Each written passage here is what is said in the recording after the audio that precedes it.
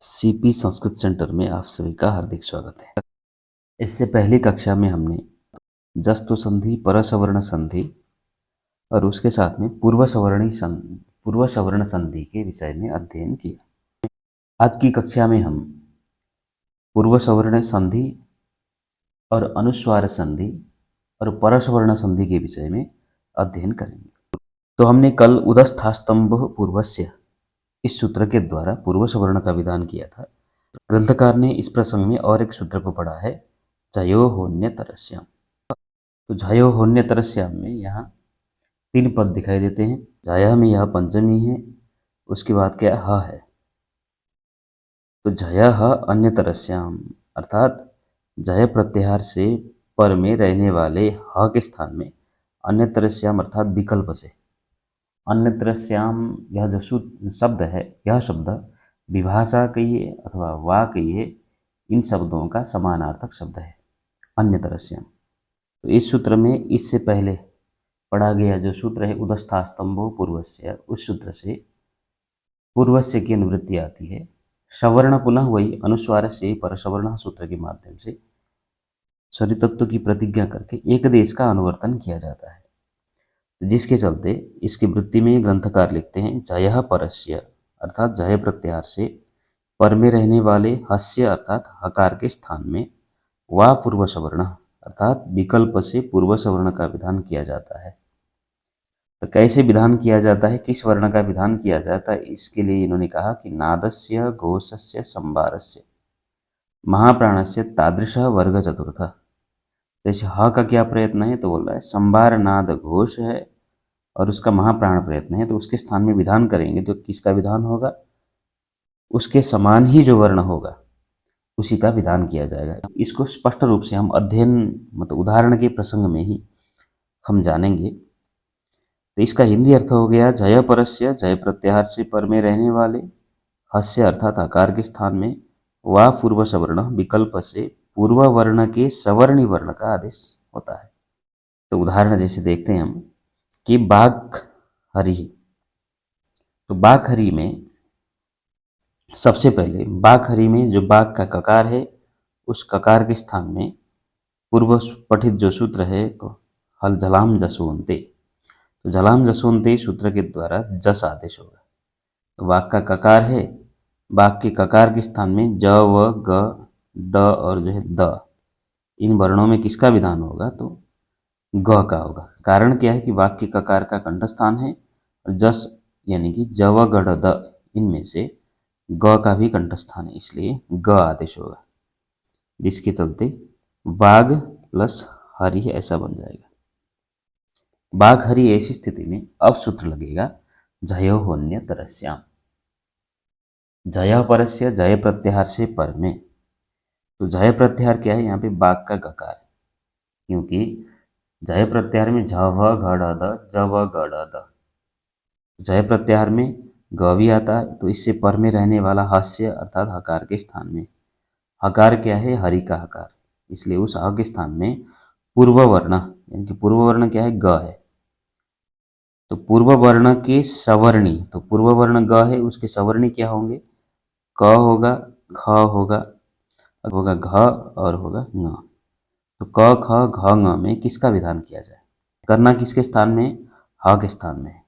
ह का कौन सा स्थान है ऐसे देखेंगे तो यहाँ पे ह का कंठस्थान होगा, तो कंठस्थान में मिलने वाला क ख ग घ ङ में चारों वर्ण है।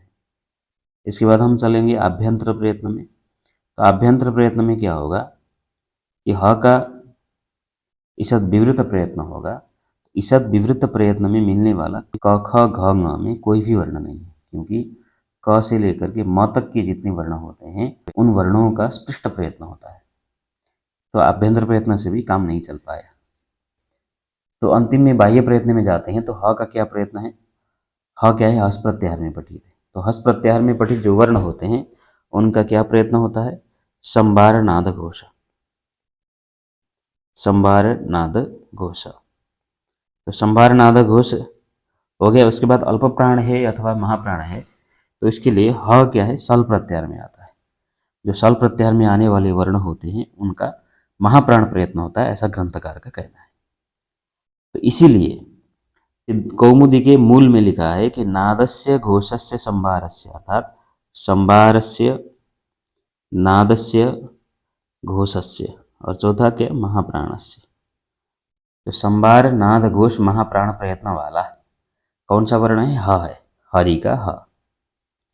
उस हरि के ह के स्थान में संभार नाद घोष और महाप्राण प्रयत्न वाला ही कोई वर्ण होगा जो वर्ग का चतुर्थ वर्ण है, इसलिए वर्ग चतुर्थ लिखा है। ह का कौन सा प्रयत्न है, ह का संभार नाद घोष महाप्राण। वैसे संभार नाद घोष महाप्राण वाला कौन सा वर्ण है क ख घ ङ में, तो देखते हैं क का क्या है, क्योंकि क जो है खर प्रत्याहार में आता है, इसलिए विभार श्वास अघोष होगा, और तृतीय वर्ग प्रथम वर्ग होने के चलते इसका कौन सा प्रयत्न होगा, अल्प प्राण प्रयत्न, क्योंकि वर्गाणाम प्रथम तृतीय पंचमा यणस्य अल्प प्राण। तो क भी क्या हो गया, छट गया, और ङ भी छट गया, क्योंकि इन दोनों का अल्प प्राण है। ख और घ में किसका विधान करना है, यह निर्णय हमको करना है। तो ख क्या होगा कि संभार नाद घोष में नहीं आता है, क्योंकि ख क्या है, खर प्रत्याहार में पठित है। तो खर प्रत्याहार में पठित जो ख है उसका होगा विभार श्वास अघोष, उधर भले ही महाप्राण हो फिर भी विभार श्वास अघोष समान नहीं हुए। तो अंतिम में बचा घ। तो इस घ का क्या प्रयत्न होता है बाह्य प्रयत्न में, घ सबसे पहले किस में आता है, हस्त प्रत्याहार में। तो हस्त प्रत्याहार में आने वाले वर्ण का क्या होता है, संभार नाद घोष, क्योंकि हस संभारा नादा घोषाश्च ऐसा कहा है मूल में। तो संभार नाद घोष होगा अल्प प्राण या महाप्राण। तो यह जो घ है वो चतुर्थ वर्ग का वर्ण है। तो द्वितीय और चतुर्थ वर्ग जो होते हैं उनका महाप्राण प्रयत्न होता है। तो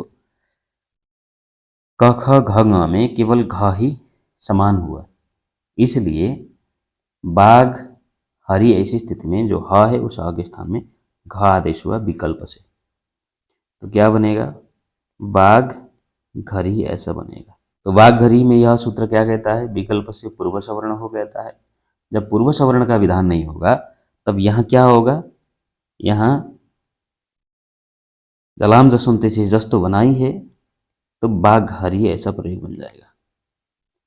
ये प्रथम मतलब पूर्व सवर्ण होने के पक्ष में, जब पूर्व सवर्ण नहीं होगा तो इस पक्ष में बाघ हरी। तो यहाँ यही है कि पूर्व सवर्ण का विधान किया गया है, बाघ का गकार है पूर्व में रहने वाला वर्ण, उसके सवर्णी क ख ग घ ङ है।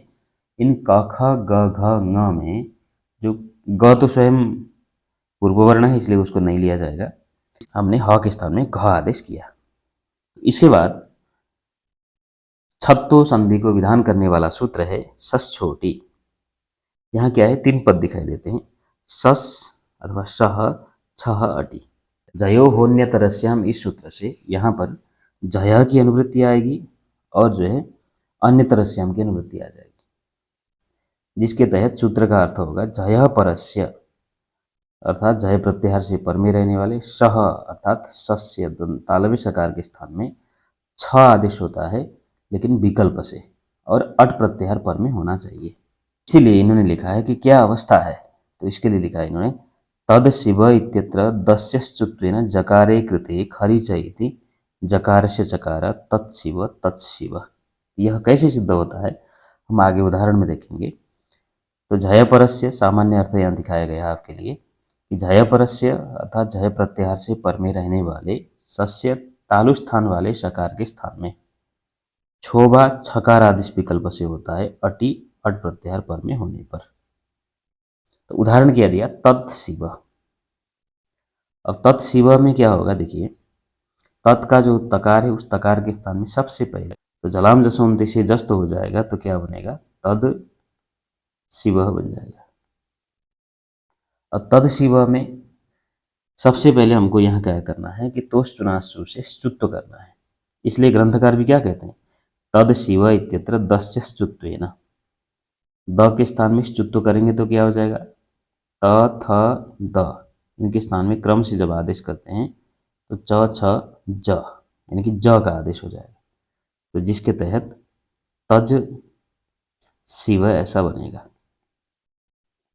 तद शिव बनने के बाद यहाँ क्या हुआ है, तोष चुनाशु से स्तुत्व हुआ है, तो तत् के दकार के स्थान में क्यों, कैसे, सकारा तवर्ग हो, यहाँ तवर्ग है, इससे इसके पर में किसका योग है, स का योग है, ये सकार चवर्ग का योग होने पर यहाँ सकार का योग है, इसलिए द के स्थान में सुक्त होकर के ज हुआ।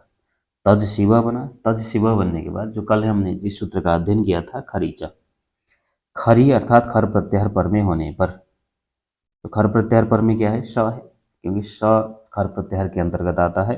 झलाम झल प्रत्याहार के स्थान में, झल प्रत्याहार क्या है, तज का जकार, उस जकार के स्थान में चर तो हो जाएगा, तो क्या होगा, च होगा, जिसके बाद तच शिव ऐसा बनेगा। तद शिव इत्यत्र दस्य स्तुत्वेन, द के स्थान में स्तुत्व करेंगे तो जकारे कृते, जो हमने पहले किया है, कृते खरीच इति जकार से चकार, खरीच के द्वारा यहाँ क्या होगा, चर तो होगा, तो चर तो होने के बाद तच शिव ऐसा बना।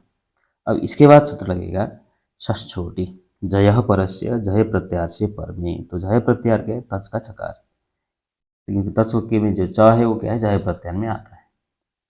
इससे पर में रहने वाले शस्य तालव्य सकार के स्थान में है। तालव्य सकार क्या है, शिव का सकार, उस सकार को क्या होता है, विकल्प से छ आदेश होता है, और अटी अट प्रत्याहार पर में होने पर, तो अट प्रत्याहार पर में है, क्योंकि स के स्थान में अगर हम क्या करते हैं, छकार आदेश करते हैं, तो इससे पर में क्या है, अट होना चाहिए। तो शिव का जो ई है वह ई जो है अट प्रत्याहार के अंतर्गत आने वाला वर्ण है, इसलिए यहाँ पे च के स्थान में, च से पर में रहने वाले श के स्थान में छ आदेश हुआ, जिसके चलते तत्शिव ऐसा रूप बना। तत्शिव बनने के बाद अब यह सूत्र क्या कहता है, विकल्प से छ आदेश को कहता है। जब नहीं होगा तो दूसरा रूप बनेगा तत्शिव। दो रूप बने, एक तत्शिव छत्व के विधान के प्रसंग में, जब छत्व नहीं होगा, जब छत्व का अभाव हो जाएगा अभाव पक्ष में, तो बनेगा तत्शिव। इसलिए यहाँ पे भी ग्रंथ मूल में भी तत्शिव और तत्शिव ये दोनों रूप लिखा है। कार ने तत्शिव और तत्शिव दोनों रूपों को यहाँ दिखाया है। तो छत्व के प्रसंग में ये बनेगा और छत्व के अभाव के प्रसंग में यह रूप बनेगा। इसके बाद इन्होंने एक वार्तिक पढ़ा है कि छत्वम अमीति वाच्यम, छत्वम अर्थात छत्व होता है, अमी इति वाच्यम, अम प्रत्याहार के पर में रहते हुए छत्व होता है, ऐसा कहना चाहिए। तो उदाहरण इन्होंने तत्श्लोके न दिखाया है, कैसे बनता है हम आगे देखेंगे। इसका अर्थ भी क्या है, सेम ही है, बस केवल अम प्रत्याहार पर में होने पर ऐसा करना है। तो जय परस्य, जय प्रत्याहार से पर में रहने वाले सस्य अर्थात तालु स्थान वाले सकार के स्थान में छत्वम इति वाच्यम, छकार आदेश होता है ऐसा कहना चाहिए, और किसके पर में होने पर, अमी अर्थात अम प्रत्याहार पर में होने पर। तो इसका उदाहरण है तत्श्लोकेन। तो तत्श्लोकेन में भी हमको करना क्या है, तत् के तकार के स्थान में सबसे पहले चलाम जसवंते से जस्तु करना है। तो द के स्थान में, त के स्थान में जस्तु करने पर क्या बनेगा, द बनेगा, तो हुआ तद श्लोकेन। तद श्लोकेन बनने के बाद अब यहाँ सूत्र लगाना है तोश्चुनाश्चु। तोश्चुनाश्चु के द्वारा स के योग में द के स्थान में चुत्व होने पर ज हो गया, तो क्या बना, तज श्लोकेन। तज के ज के स्थान में पुनः खरीचा सूत्र के द्वारा चर्त हो गया, तो क्या बना, तज श्लोकेन। तत्श्लोकेन ऐसी स्थिति में अब हमको लगाना है छत्वमिति वाच्यम वार्तिक। क्यों इस वार्तिक को लगाना पड़ा, क्योंकि तत्शिव की तरह है, अगर यहाँ है ऐसा भ्रम नहीं रखना है। कारण क्या है कि जय परस्य, जय प्रत्याहार से पर में रहने वाले श के स्थान में क्या होगा, छकार आदेश विकल्प से होगा, लेकिन उससे पर में क्या होना चाहिए, अट होना चाहिए सस्सोटी के लिए। तो श्लोकेन में जो स के बाद जो ल है वो क्या है, अट में नहीं आता है। क्यों, अ ई उ रिल री ए ओ अय हा या वरट के बाद ही ल आता है। ये अट प्रत्याहार के अंदर न आने के चलते इस सूत्र के द्वारा क्या नहीं हो पाएगा, छत्व नहीं हो पाएगा। इसलिए इन्होंने छत्वमिति वाच्यम वार्तिक को बनाया। जब छत्वमिति वाच्यम वार्तिक लगेगा तो क्या होगा, वह अम प्रत्याहार के पर में रहने पर कहता है। तत्श्लोकेन में श्लोक के बाद स के बाद जो ल है वो अम प्रत्याहार के अंतर्गत आता है। इसलिए जय परस्य, जय प्रत्याहार हुआ तज का चकार, उससे पर में रहने वाला सकार हुआ तालव्य सकार, श्लोकेन का सकार, उस सकार के स्थान में छकार आदेश होगा, और पर में क्या होना चाहिए, अम प्रत्याहार। इसलिए स के स्थान में छ होने पर तत् श्लोकेन ऐसा रूप बना। तो यहाँ एक ही रूप बनेगा। क्यों? यह वार्तिक जो है विकल्प से विधान नहीं करता है, नित्य से करता है, इसलिए तत्श्लोकेन ऐसा बन जाता है। उसी प्रकार से तत्श्लोकेन की तरह यावत् श्लोकम ऐसा रूप भी बन जाएगा। श्लोकम ऐसा रूप भी इसी वार्तिक का ही उदाहरण है। अब यह क्या हुआ, छत्तों का प्रकरण यहाँ समाप्त हो गया। इसके बाद अनुस्वार संधि के विषय में हम पढ़ते हैं। तो अनुस्वार संधि को विधान करने वाला प्रथम सूत्र है अनुस्वार। तो ये क्या कहता है, तो मह अनुस्वार, मकार को क्या होता है, अनुस्वार का विधान किया जाता है, लेकिन वह मकार कैसा होना चाहिए, तो आगे लिखता है मांतस्य पदस्य अनुस्वार हलि, अर्थात मांतस्य पदस्य मतलब मकार है अंत में जिसके ऐसे पद को अनुस्वार होता है, अनुस्वार आदेश का विधान किया जाता है हलि अर्थात हल प्रत्याहार पद में होने पर। उदाहरण क्या बना, हरिम बंदे। तो हरिम बंदे में हरिम ये कहाँ का रूप है, हरि शब्द के द्वितीया के एक वचन का रूप है। तो द्वितीया के एक वचन में क्या होता है, अम। तो हरि अम बना, यहाँ पर पूर्व रूप होकर के हरिम ऐसा रूप बनता है अमी पूर्व सूत्र के द्वारा। तो हरिम बनने के बाद हरिम ये क्या है, सुबंत होकर के पद है, इसके अंतिम में सुप हो उसकी हम पद संज्ञा करते हैं। संज्ञा प्रकरण का जो अंतिम सूत्र है सुप्तिंगंतम पदम, उस सुप्तिंगंतम पदम सूत्र के द्वारा पद संज्ञा की जाती है। जिसके चलते क्या होगा, हरिम बंदे में हरिम यह पद हुआ, इससे पर में हल प्रत्याहार हुआ बंदे का हुआ, उसके परे रहने पर म के स्थान में अनुस्वार हो जाएगा। तो क्या बनेगा, हरिम बंदे। तो हरिम बंदे का मतलब क्या होता है, हरि को नमस्कार है, हरि की वंदना करता हूं, ऐसा है। तो हरिम बंदे में केवल कुछ अतिरिक्त परिवर्तन कुछ नहीं हुआ है, म के स्थान में अनुस्वार हुआ है। अब यहाँ एक प्रश्न जरूर बनता है, आपने क्या कहा है कि मांत पद को अनुस्वार होता है, तो मांत पद तो पूरा समग्र हरिम है, इस हरिम पूरे को आपने अनुस्वार क्यों नहीं किया? उनको अलुंतस्य सूत्र की प्रवृत्ति करानी है। जब अलुंतस्य आएगा तो क्या होगा, मकारांत पद के स्थान में जो आप अनुस्वार करने जा रहे हैं वह अनुस्वार अंत्य वर्ण के स्थान में होगा, इसलिए म के स्थान में ही अनुस्वार होगा।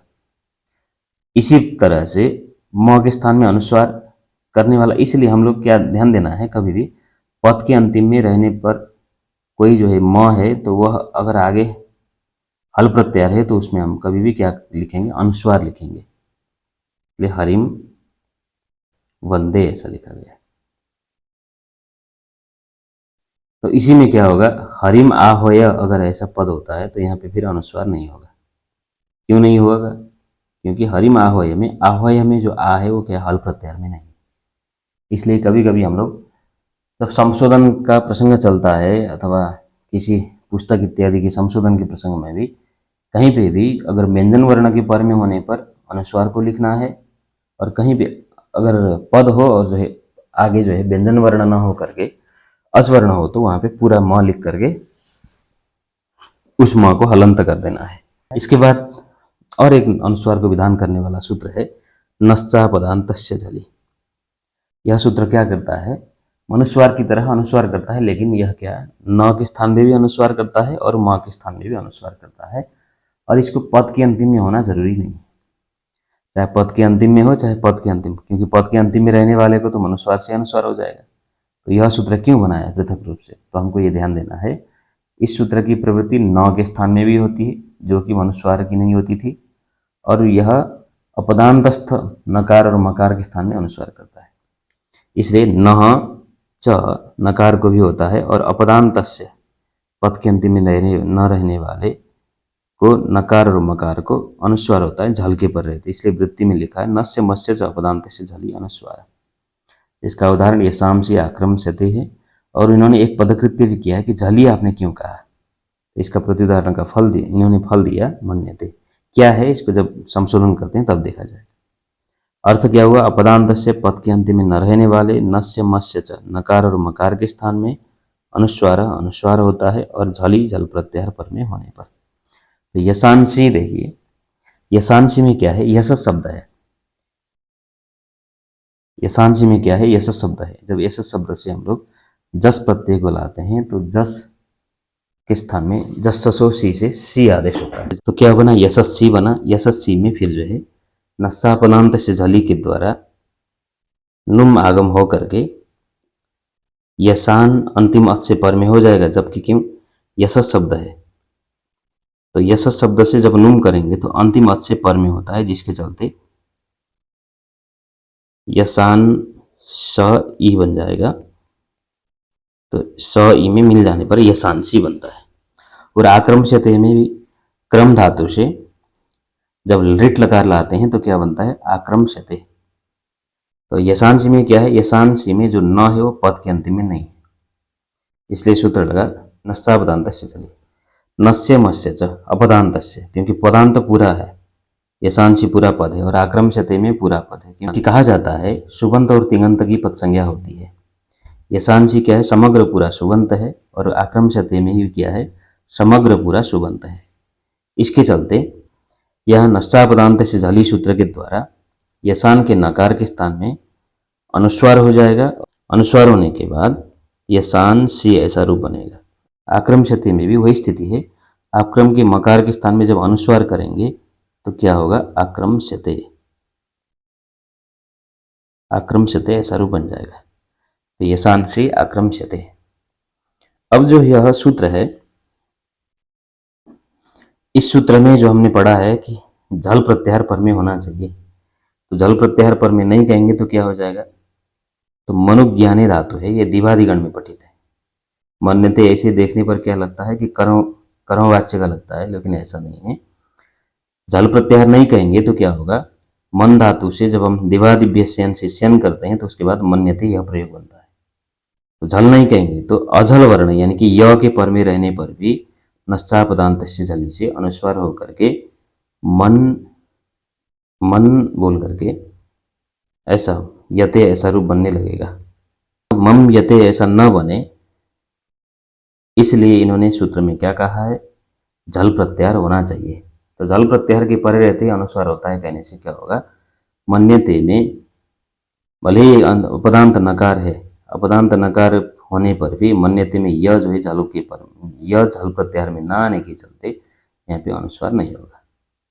तो क्या बनेगा, मन्यते ऐसा रूप सिद्ध हो जाएगा।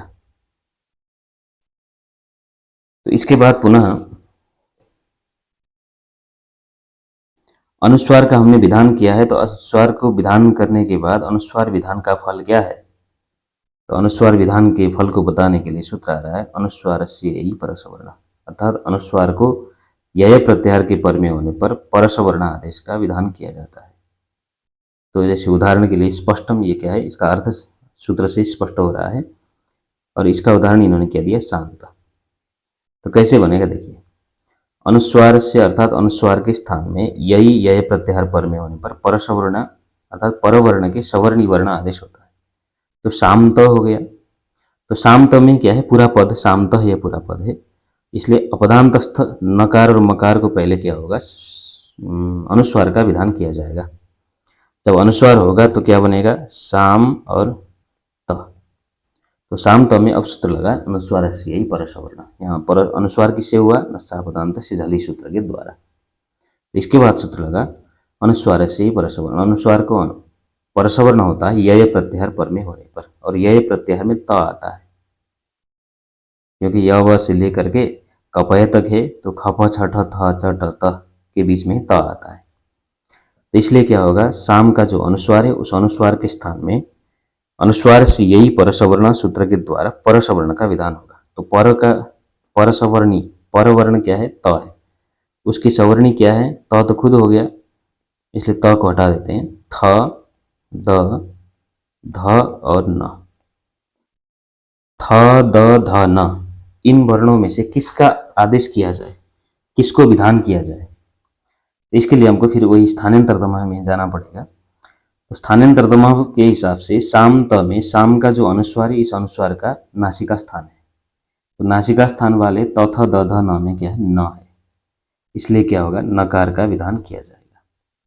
शांत ऐसा रूप बनता है। उदाहरण के लिए भी उन्होंने शांत ही रूप दिखाया है। तो कहने का अभिप्राय यही है कि नस्सा पदांत से झली के द्वारा जो हमने मकार अपदांतस्थ जो मकार अथवा अपदांतस्थ जो नकार, जो पद के अंतिम में न रहने वाले नकार और मकार के स्थान में हमने जो अनुस्वार का विधान किया, उस अनुस्वार के स्थान में अनुस्वारस्य यही परसवर्ण इस सूत्र के द्वारा परसवर्ण का विधान किया, इसलिए शांत ऐसा रूप बना। इसके बाद और एक सूत्र आ रहा है वापदांतस्य। वापदांतस्य क्या कहता है, जैसे पद के अंतिम में रहने वाला अनुस्वार होगा तो उसको भी विकल्प से ये परसवर्ण का विधान करता है, इसलिए पद के अंतिम में रहने वाले अनुस्वार के स्थान में वा परसवर्ण विकल्प से परवर्ण के सवर्णी वर्ण का आदेश किया जाता है। तो उदाहरण क्या है, देखिए ध्यान देना है हमको यहाँ। त्वम करोषि, त्वम करोषि में क्या है, त्वम का जो म है, इस म के पद के अंतिम में होने के चलते तो यहाँ अब क्या नहीं लगेगा, नस्सापदांत से जली की प्रवृत्ति नहीं हो सकती है। एक चीज ध्यान रखना है, परसवर्ण करने के लिए सबसे पहले अनुस्वार का होना जरूरी है, क्योंकि दोनों अनुस्वार करने वाले सूत्र है वो अनुस्वार के स्थान में है। दोनों परसवर्ण को विधान करने वाले जो दो सूत्र हैं, अनुस्वार से यही परसवर्ण और वा पदांतस्य, इन दोनों सूत्रों के द्वारा जहां परसवर्ण का विधान किया जाएगा वहां अनुस्वार होना ही चाहिए। तो पदांत के स्थान में जब हम अनुस्वार, पद के अंतिम में रहने वाला जो अनुस्वार रहेगा उस अनुस्वार के स्थान में परसवर्ण करेंगे, तो यहाँ पे पद के अंतिम में रहने वाला अनुस्वार क्या है उसको दिखाते हैं। देखिए त्वम में क्या है, त्वम के म के स्थान में सबसे पहले हमको क्या करना है, मनुस्वार से अनुस्वार का विधान करना है। जब मनुस्वार सूत्र के द्वारा अनुस्वार होगा, क्यों, नस्सापदांत से जली नहीं लग सकता है क्योंकि वह अपदांत में रखता है। तो त्वम क्या है, ये पद है, इसलिए उसकी प्रवृत्ति नहीं हो सकेगी। तो उससे पर में क्या होगा, त्वम करोषि में त्वम के मकार के स्थान में अनुस्वार होगा और हल प्रत्याहार पर में होने पर करोषि का क हल प्रत्याहार के अंतर्गत आता ही है। करोषि का क जो है हल प्रत्याहार के अंतर्गत आता ही है, जिसके चलते त्वम करोषि में त्वम के मकार के स्थान में अनुस्वार होकर के बना त्वम करोषि। त्वम करोषि का मतलब क्या है, तुम करते हो, ऐसा अर्थ है। त्वम करोषि में अब यहाँ क्या है, पदांत में ये अलग पृथक सूत्र बनाने के चलते सूत्र लगेगा वा पदांतस्य। पदांतस्य अर्थात पद के अंतिम में रहने वाला जो अनुस्वार, उस अनुस्वार को परसवर्ण किया जाता है और पर में क्या होना चाहिए, कुछ ऐसा डिमांड इसका नहीं है। तो त्वम करोषि में त्वम का जो अनुस्वार है उस अनुस्वार के स्थान में परसवर्ण करने लगेंगे, तो क के परसवर्णी क्या है, क तो खुद हो गया, इसके बाद ख हो गया, ग हो गया, ख और ङ, किसका विधान किया जाए, तो त्वम में जो अनुस्वार है उसका स्थान है नासिका, इसलिए संज्ञा प्रकरण में कहा गया था नासिका अनुस्वारस्य। तो नासिका स्थान होने के चलते इस नासिका स्थान वाले अनुस्वार के स्थान में क ख ग घ ङ में ङ आदेश हो जाएगा, इसके चलते त्वम करोषि एक रूप बना और दूसरा क्या बना, त्वं करोषि। ये त्वं करोषि परसवर्ण को विधान करने पर हुआ। अब यह परसवर्ण को विधान करने वाला जो वा पदांत सूत्र, ये भी विकल्प से कहता है, जब नहीं होगा तो यह रूप बना रहेगा। तो प्रथम रूप यह होगा और द्वितीय रूप यह होगा, इसीलिए ग्रंथ में इन्होंने लिखा है त्वं करोषि, लिखा त्वं करोषि। ये क्या है, परसवर्ण को विधान करने के पक्ष में, और यह क्या हुआ जब परसवर्ण नहीं हुआ, केवल अनुस्वार होने के पक्ष में। तो आज की कक्षा में हमने पूर्व सवर्ण और छत्तो, उसके बाद जो है अनुस्वार, और अनुस्वार के बाद उसी अनुस्वार को उद्देश्य करके होने वाला परसवर्ण का अध्ययन किया। इसके बाद पुनः हम कल अनुस्वार के अपवादभूत जितने सूत्र हैं उन सूत्रों का अध्ययन करेंगे। तो आज की कक्षा को हम यहीं विश्राम देते हैं। धन्यवाद।